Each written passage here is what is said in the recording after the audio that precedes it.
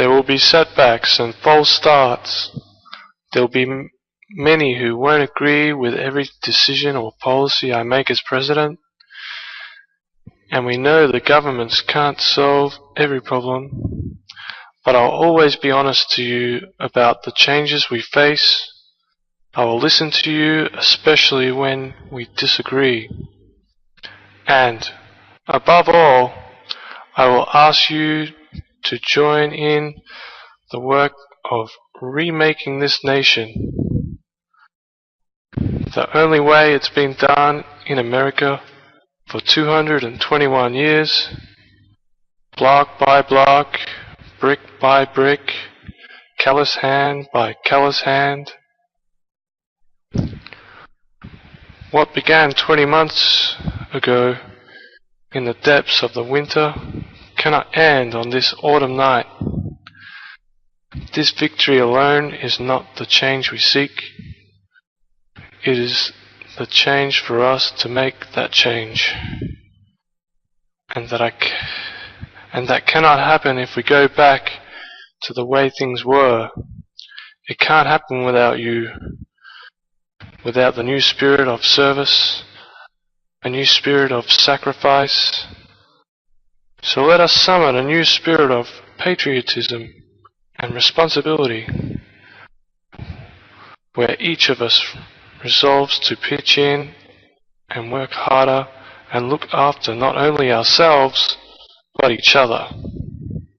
Let us remember that if this financial crisis taught us anything, it's that we cannot have a thriving Wall Street while Main Street suffers.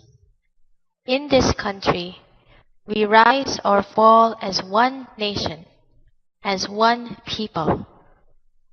Let's resist the temptation to fall back on the same partisanship and pettiness and immaturity that has poisoned our politics for so long. Let's remember that it was a man from this state who first carried the banner of the Republican Party to the White House, a party founded on the values of self-reliance and individual liberty and national unity. Those are the values that we all share.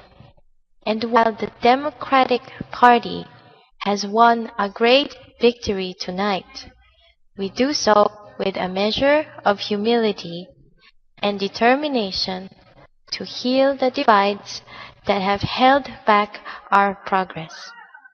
As Lincoln said to a nation far more divided than ours, we are not enemies but friends.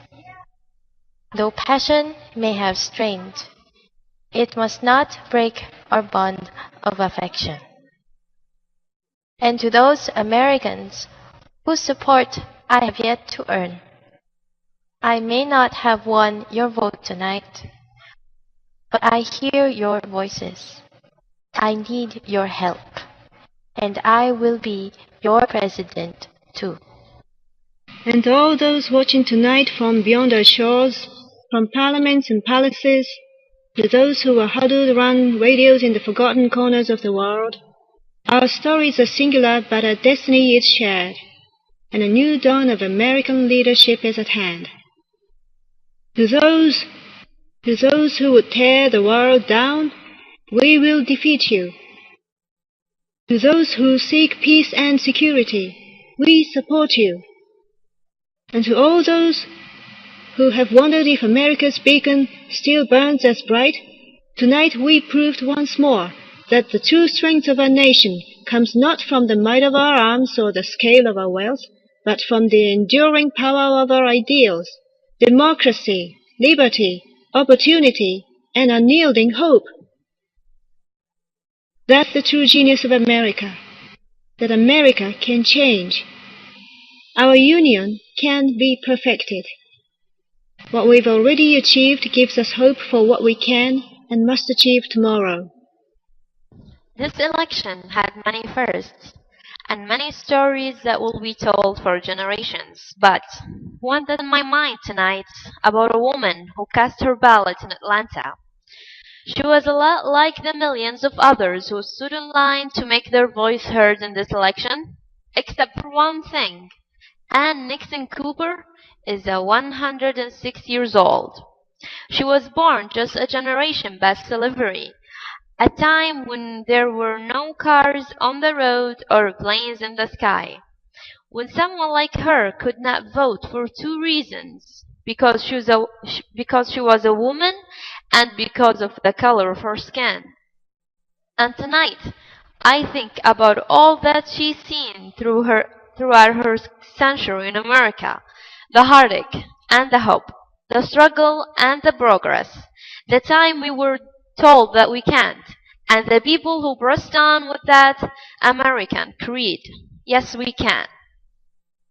At a time when a woman's voice was silenced and their hopes dismissed, she lived to see them stand up and speak out and reach for the ballot.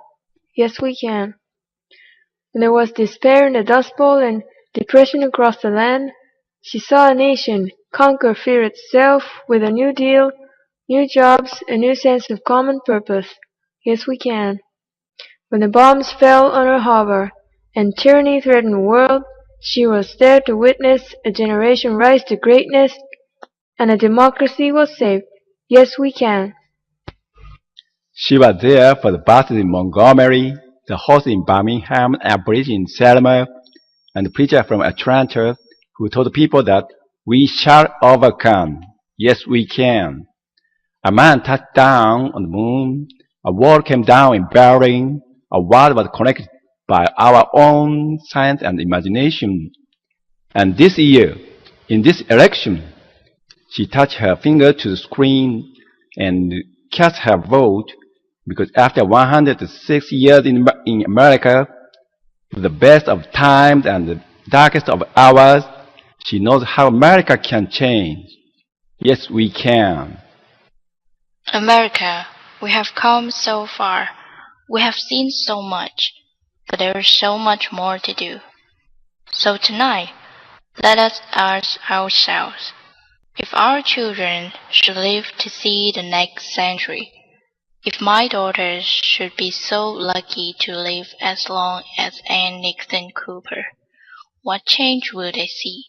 What progress will we have made? This is our chance to answer that call. This is our moment. This is our time to put our people back to work and open doors of opportunity for our kids, to restore prosperity and promote the cause of peace, to reclaim the American dream and reaffirm that fundamental truth that out of many, we are one, that while we breathe, we hope. And when we are met with cynicism and doubt, and those who tell us that we can't, we will respond with that timeless creed that sums up the spirit of our people. Yes, we can. Thank you. God bless you. And may God bless the United States of America.